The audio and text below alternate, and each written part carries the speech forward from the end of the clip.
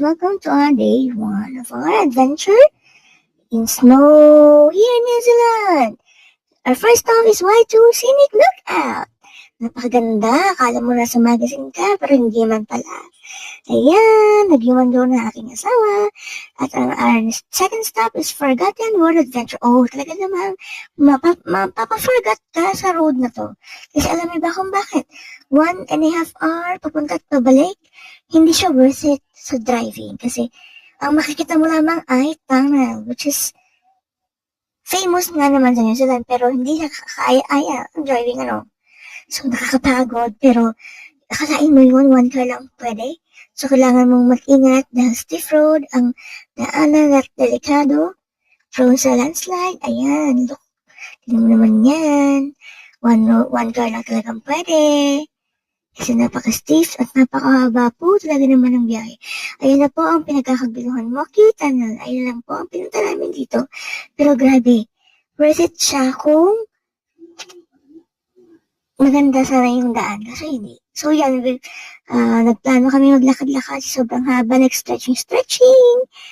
Hindi mo akalain yan lang pala yung pinunta namin. Pero next time, mag-explore pa kami ng maraming lugar kasi nakulangan kami sa oras dahil. So, ayan.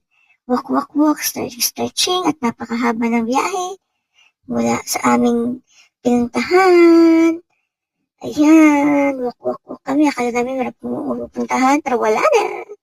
Next stop is Taupo Woolworths. Ito po ang grocery dito sa New Zealand. Kahit saan naman yan, meron yan. So, nagpunta kami para bumili ng mga aming kakainin sa 3 days.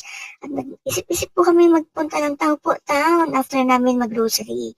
Napakaganda po dito sa Taupo. So, if you want to go to the snow part of New Zealand, yan, tara na, punta tayo dito. Tignan mo naman, napaka-aesthetic. Oh. Ang likod ng inyong view is dagat, tapos bundok. So, napakaganda talaga. At ito yung famous na pinapuntahan dito sa Waikato. Kaya kayo ay punta na. Talaga po sa New Zealand, napakaganda. Grabe. Dati niisip ko lang, nasa magazine lang to, pero ngayon nandito na ako. Thank you, Lord. Ayan, may KFC, may Subway. So, ano pang hinihintay ninyo? Tara na. At ito nga po, ang pupuntahan namin, ang bundok ng Tura. Kahit siya nung makapapa. So, napaka-excited for that snow experience. So, first time po namin mag-snow. Actually, ako po ay first time mag-snow yan, ang aking asawa.